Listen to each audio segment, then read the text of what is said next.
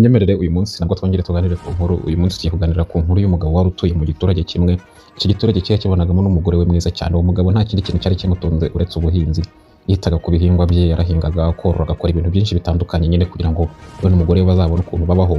Ariko umugore we nta kindi kintu yakoraga uretse kwicara mu nzu, yarangiza akitera ama make-up, akanisiga, akireba paka izuba rirenze. Ko nubwo bari babaye muri ubwo buzima, uwo mugore we ntabwo yari yishimiye ubuzima bari babayemo kubera ko bwari ubuzima butari bwiza. Ubwo mugore icyo yahoraga asaba umugabo, yahoraga amusaba amafaranga yo kugura imikufi, yo kumugurira amavuta meza yo kwisiga.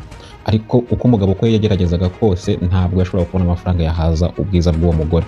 Umunsi umwe igihe kigeze kugera, uwo mugore aza kurwara, ararwara araremba cyane. Uwo mugabo agerageza kumuvuza ahantu hatandukanye, ariko igihe kiragira uwo mugore aza kwitaba Imana. Kubera yuko rero uwo mugabo yakundaga umugore we cyane, kubyakira byaramunaniye no kuba yamushyingura biramunanira. Aza kugira igitekerezo, aravuga ati nyamara njya numva amakuru yuko hakurya y'uyu mugezi haba Imana, uwagurisha ibintu byanjye byose nkajyana umugore wanjye ku Mana nkazibwira zikamungarurira.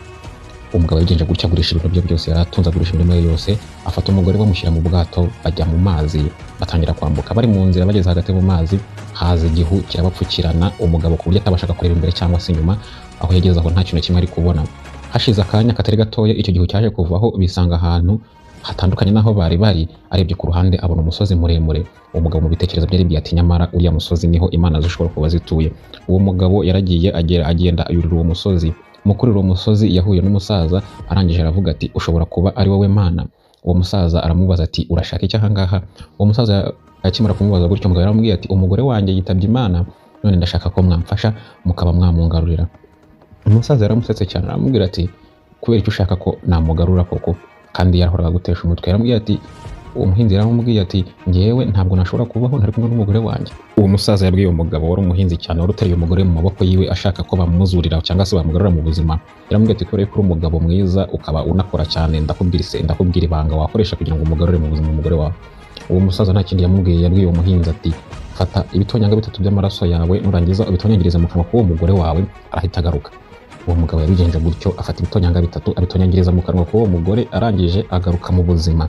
Umugabo yarishimye cyane, asubirana n'umugore we mu rugo. Ariko mu kugera mu rugo yasanze umugore we ibintu byose umugabo yarabigurishije.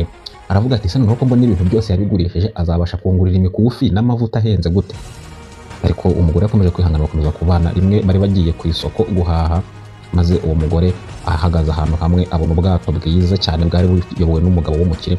Uwo mugabo w'umukire yitegereje ubwiza bw'uwo mugore, arangije aramwegera aramubwira ati uramutse uje ukajyana nanjye naguha ibintu byose wifuza. Umugore yirengagije ibintu n'umugabo bose banyuzemo, arabyirengagiza, yemera kujyana n'uwo mugabo w'umukire. Uwo muhinzi rero yavuye guhaha ibintu, araza araranganya amaso abura umugore we. Umuhinzi agahinda karamwishe cyane, asubira mu giturage yari atuyemo. Ariko igihe kirekire yaje kongera kubona wa mugore we. Uwo muhinzi yasabye wa mugore we ko basurana imuhira, ariko uwo mugore aramuhakanira n'ubundi. Uwo muhinzi nta kuzuyaza yahise amubwira ati uri umugore w'indashima, ngewe kugira ngo ugaruke mu buzima nafashe ibitonyanga 3 by'amaraso yanjye ndabiguhereza, nibwo waje kugaruka mu buzima. Uwo mugore yaramusetse cyane, aramubwira ati ibitonyanga 3 by'amaraso nibyo byatuma umbwira ayo magambo ameze gutyo? Ati akira mbigusubize. Uwo mugore yafashe urushinge arijomba ku kiganza, ijomba ku rutoki, arangije atonyanza ibitonyanga 3 by'amaraso. Ariko akimara gutonyanga ibyo bitonyanga 3 by'amaraso, ikintu kidasanzwe cyatangiye kuba ku isura ye. Isura ye igenda ihinduka, atangira kumva acitse intege, agira imbaraga nke, yarangije agwa hasi ahita apfa. Muri uko gupfa rero uwo mugore yahise ahinduka umubu.